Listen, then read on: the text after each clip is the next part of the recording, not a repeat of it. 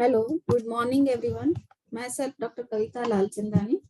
First of all, I would like to thank organizing committee and a special thanks to Dr. Rasesh sir, Talika madam, Bhadresh and Hina madam. Today I will be talking on gas laws relevant to anesthesia. In my residency, I found the most difficult topic to understand was physics in anesthesia. So today I will try to simplify this topic as much as possible. Physics is a natural science which deals with matter, motion, force, energy, etc. In all medical specialties, anesthesiologists makes lots of use of physics, and he will be dealing with many of the gases which are needed for anesthetizing patients every day. Many of the gas laws are also applicable to these cases used by the anesthesiologist using anesthesia delivery system. That's why a sound knowledge about the application of these gas laws is essential for every anesthesia trainee for safe use of the anesthesia delivery system and conduct of anesthesia. To start with basic definitions. The gas laws help us predict the behavior of gas whenever there is a change in temperature and pressure. So first I would like to define pressure. What is pressure? Pressure is defined as force acting per unit area. That is, pressure is equal to force upon area. And flow is defined as the quantity of a fluid passing at a point in unit time. The most important thing which we are going to discuss is a gas. What is gas? A gas is a substance that is gaseous in gaseous phase above its critical temperature. So what is critical temperature?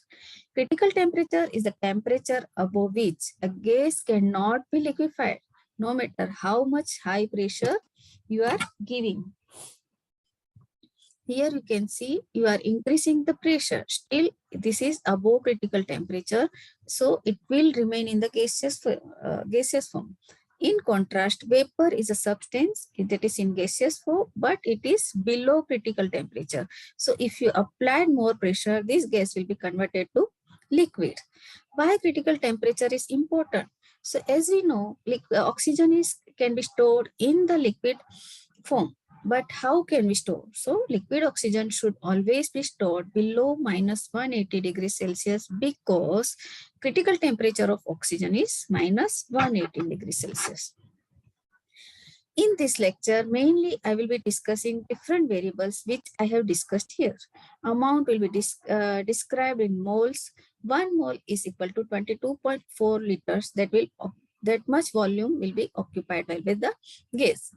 And 1 mole of a gas contains 6.023 into 10 raised to 23 molecules at standard temperature and pressure. Standard temperature is 273 Kelvin and standard pressure is 760 millimeter of mercury, that is 1 atmospheric pressure.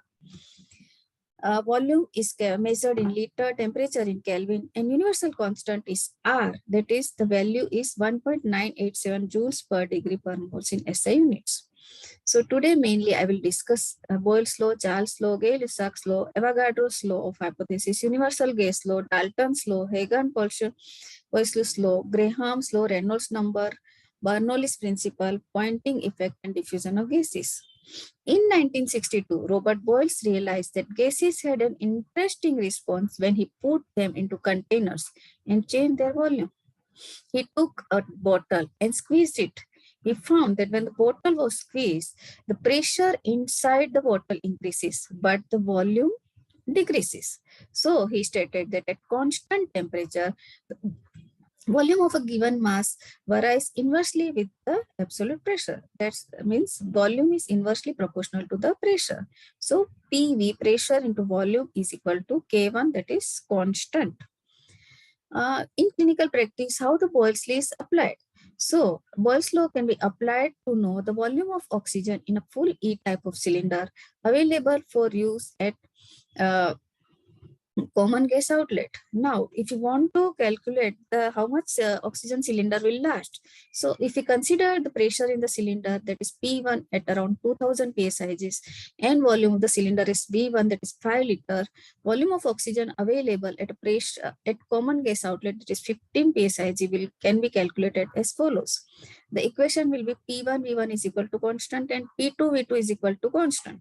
So P1 V1 is equal to P2 V2. So this can be calculated as V2 is equal to 2000 into 5 upon 50. That will be around 665 liters. So if we are using 3 liters of oxygen per minute, E-type full cylinder will last around about 220 minutes and 5 liter will remain in the cylinder, which cannot be used. Boyle's law is also used in our day-to-day respiration. When we are breathing spontaneously, during inspiration, the volume increases in the lungs, but the pressure decreases. There will be negative pressure. And during expiration, the volume will decrease and the pressure will increase. There will be positive. So spontaneous breathing also, there is a principle of Boyle's law. Another example of Boyle's law is using Borden's pressure gauge. Now, when we are using the nitrous oxide is in liquid form. So, pressure in the nitrous oxide will show at around 750 psi till till all the liquid nitrous oxide becomes vapor. So 750 psi is the saturated vapor pressure of nitrous oxide at room temperature. Now, when all the liquid nitrous oxide will be converted to vapor state, then and then Borden's pressure gauge will act as the content gauge, and then and then only it will act according to the Boyle's law. If you want to calculate the amount of nitrous oxide in each type of cylinder, how can we use? Here we cannot use the Boyle's law because nitrous oxide is in the liquid form. So, to calculate the amount of nitrous oxide, we have to weigh the actual weight of liquid nitrous oxide. This can be calculated by deducting the air weight, that is weight of the empty nitrous oxide cylinder from the total weight of the nitrous oxide cylinder. Suppose if the weight of the liquid nitrous oxide is 3.3 kg, then using Avogadro's hypothesis, 1 gram molecular weight of any substance will occupy around 22.4 liters. So 1 mole is equal to 22.4 liters. The molecular weight of nitrous oxide will be 14:2. That is 14 is the molecular weight of nitrogen and 16 is the molecular weight of oxygen. So molecular weight of the nitrous oxide will be 44. So 1 gram of nitrous oxide will give 22.4 by 44 liters, and we want to calculate the total 3,300 gram. So the value will be around 1680 liters. Now, as per the Charles law, volume is directly proportional to temperature. The room temperature is 20 degrees Celsius plus 273 Kelvin, that is 0 degrees Celsius. So it will be 293 Kelvin. So at hence room temperature, a full E-type nitrous oxide cylinder will give 1680 into 293 divided by 273, that is 1803 liters. This is the Charles law. In 1780, Jacques Charles noticed different relationship between gases and the temperature. He took a one balloon, and when it was flat, now he applied a giant flame. You can see from here, he applied a giant flame to heat the air inside the balloon. As the air is heated up, the balloon begins to inflate and the gas volume increases. This is the Charles volume. This states that at constant pressure, volume of a given mass of gas varies directly with the absolute temperature. So at constant P, V is directly proportional to temperature, that is V upon T is equal to K2. Third one law is Gay-Lussac's law. Here, at constant volume, P is directly proportional to temperature. So if you increase the temperature, pressure will also increase. This is the Gay-Lussac's law. So at constant volume, pressure is directly proportional to temperature, and this is the K3. For this reason, it is said that gas cylinder should be filled keeping in mind ambient temperature of the storage. If temperature in storage place is high, the pressure inside the cylinder will increase, leading to explosion. The application of Gay-Lussac's law in our practice is that if oxygen cylinder is kept under the sun, its temperature increases. And according to this law, pressure is directly proportional to temperature. Volume being constant, pressure increases and cylinder may even explode. And the oxygen cylinder should always be stored in a cool place. In order to prevent accidental explosion, there are safety valves incorporated in the cylinder. Medical gases are stored in cylinders having a constant volume and high pressure, that is around 138 bar in full oxygen. And if these are stored at high temperature, that can lead to explosion. Another metal used is molybdenum steel. If we use, that can withstand around 210 bars. So here you can high pressure is there. Weakening of metal in damaged cylinders can be at a greater risk of explosion due to rise in temperature. Third one is the Avogadro's hypothesis. In 1811, Amedeo Avogadro described, as we are blowing, we are forcing more and more gases from gas particles into the balloon from your lungs. This causes balloon volume to rise. So as the number of gas particles added to a container is increased, the volume will increase as well. So he stated that equal volume of gases contain equal number of molecules at standard temperature and pressure. This law can also be defined as 1 mole of any gas at standard temperature pressure occupies 22.4 liters of volume, which I have explained in previous slides. When mole is expressed in grams, it is called as gram molecular weight. So 1 gram molecular weight of any gas at standard temperature pressure will contain 6.023 into 10 raised to 23. This is Avogadro's number. The practical application of this law is the use of pressure gauges to assess the contents of a cylinder. If the volume, temperature, and gas constant remain the same, then the pressure is proportional to N, that is the number of moles. So P is directly proportional to the N. If we combine all these three laws, first Boyle's law, that is PV is equal to K1, Charles' law is V upon T is equal to K2, and Gay-Lussac's law is P upon T is equal to K3, K1 is equal to K2 is equal to K3, the combined law will show PV is equal to K1, therefore PV upon T is equal to constant, or pressure and volume is directly proportional to the temperature. Another important thing is universal gas constant. So concept of the gas laws, which I have discussed previously, Boyle's law, Charles' law, and Gay-Lussac's law, can be combined with that of Avogadro's hypothesis. And the mole as follows. If we are using the Avogadro's hypothesis at constant temperature and pressure, V is equal to number of molecules, that is N. So if we combine first three laws, then equation will be PV upon T is equal to constant. And if we consider this constant at R, this is universal. This is considered as a universal constant. So for 1 mole of any gas, PV upon T is equal to unique constant, universal gas constant. The more general applicable equation will be written as PV is equal to N is a number of moles, R is a universal constant, and T is a temperature.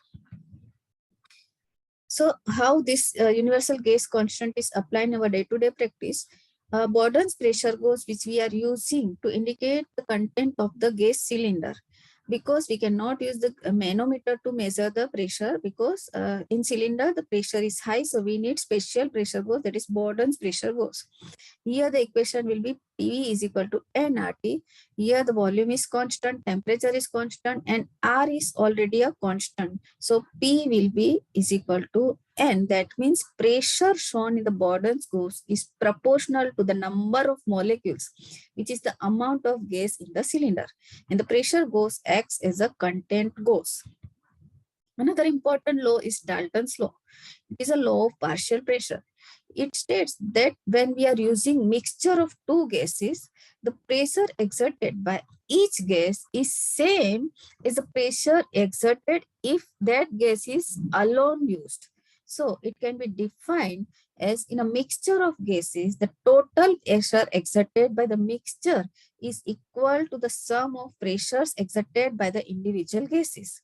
Thus, the pressure exerted by each of the gases is called as the partial pressure of that gas, and that will be proportional to its percentage in the gas mixture.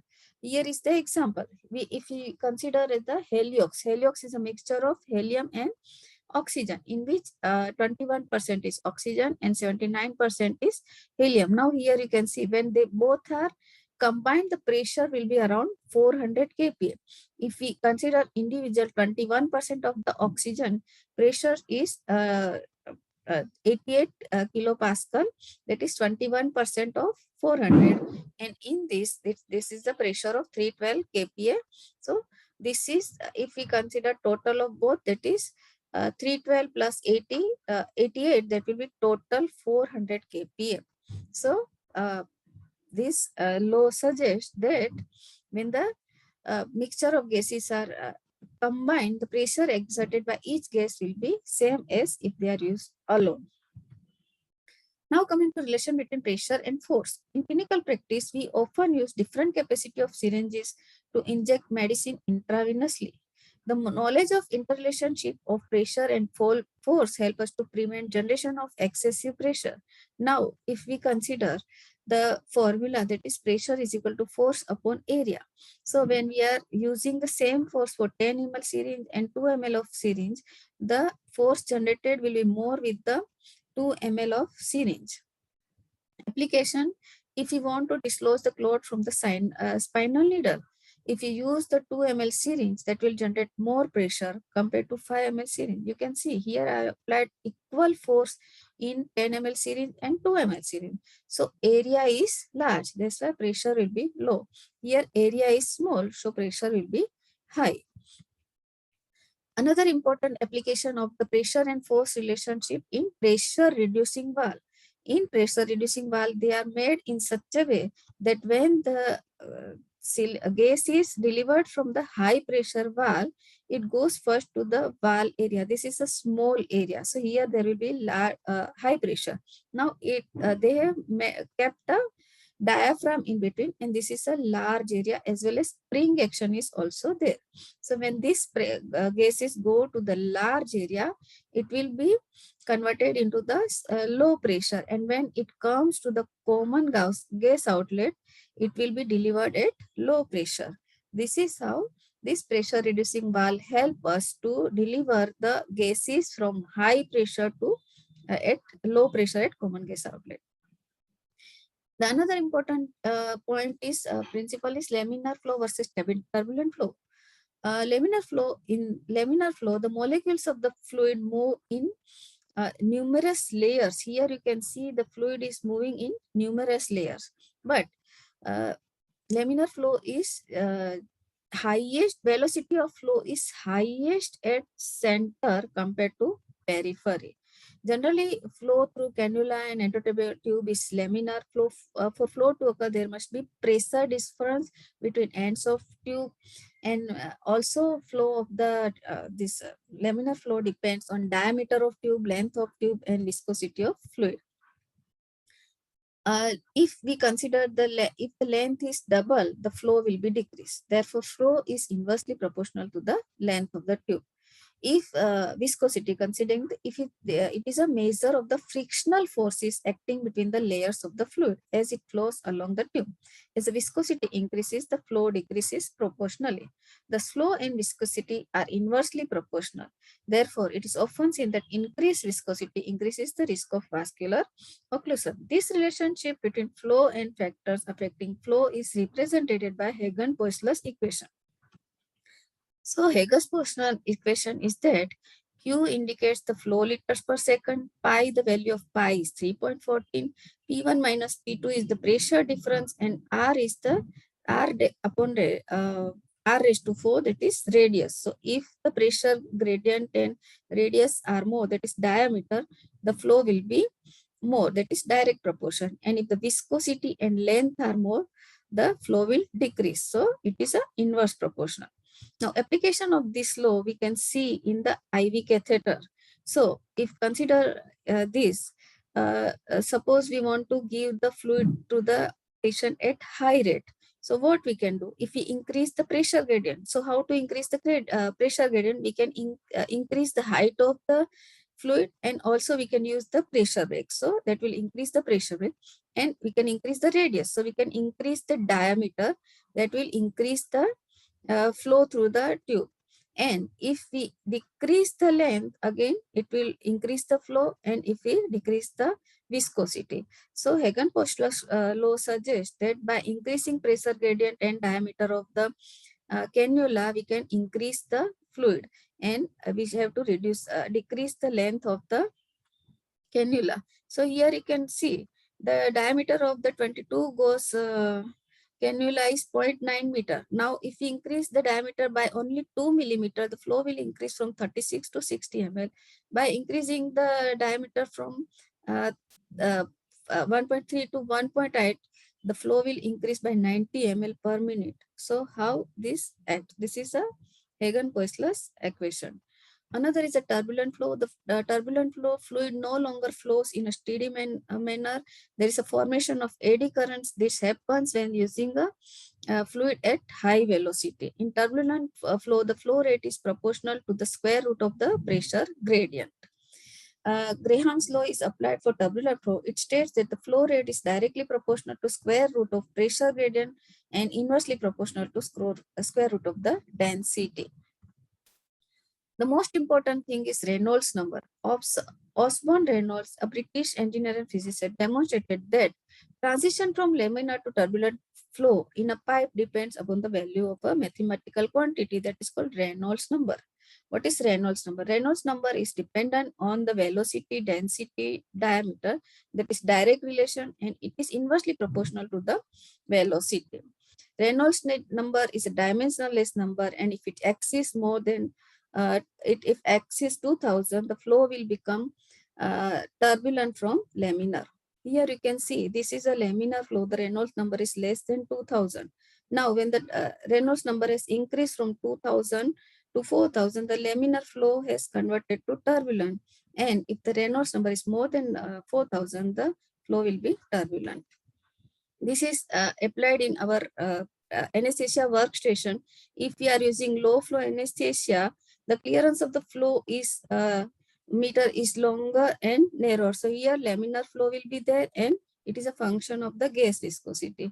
While we are using high flow, for example, in pre-oxygenation, the diameter of the rotameter becomes greater, and there will be increase in the space between the bobbin and rotameter. This will act as a orifice, and flow will be turbulent. So it is function of the density. Here Graham's law will be applicable. The most important is Bernoulli's principle. According to this, when a gas is flowing through a tube and it encounters a constriction at this point, pressure will decrease and velocity will increase. Now, when there is a decrease in the pressure, it will entrain air from the surrounding due to fall in the pressure. And this point of constriction is called Venturi's effect. Venturi's principle is applied in our anesthesia practice for oxygen therapy, Sanders jet injector, nebulization chamber, modern vaporizer. In Venturi principle, you can see this is the green valve. Here the size of orifice is small, so it will entrain less air compared to this blue valve that has a big orifice that will entrain more of air. So oxygen concentration will be less in blue compared to green.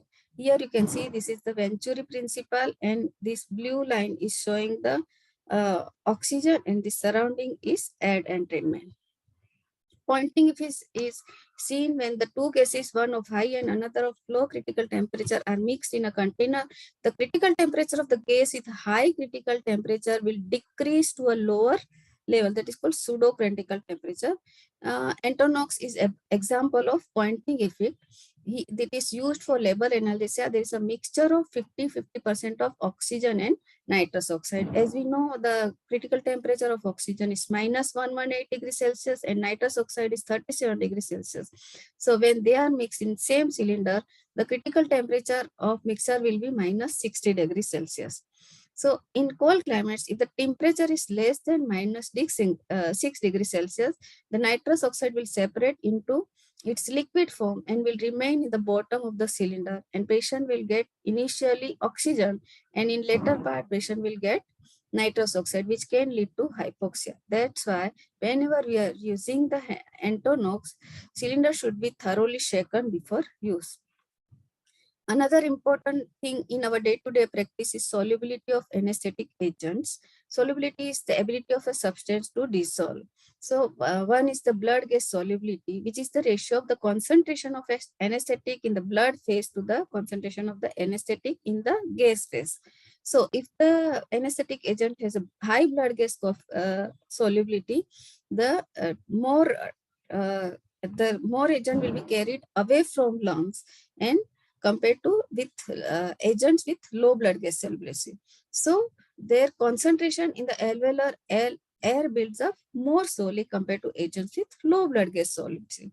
Hence, the concentration of anesthetic agent in brain is close to the alveolar concentration. There is a rapid onset of anesthesia with agent with low blood gas solubility compared to high blood gas solubility. Example are sevoflurane and desflurane. Another is the oil gas partition coefficient, that is the ratio of the concentration of anesthetic agent in the oil phase. An anesthetic agent with high oil gas coefficient is effective at lower alveolar concentration and has high potency. Difference in solubility of anesthetic agent in blood and tissues have important implications for patient recovery from anesthesia. So, recovery from anesthesia with desflurane is more rapid compared to sevoflurane. This is because of the this low blood gas solubility. Thus, I would like to conclude my lecture that physics is an integral part of learning for anesthesiologists. It is not limited to understanding of only equipment, but it should be applied to know the behavior of matter in its various states. Thank you. These are my references. Thank you.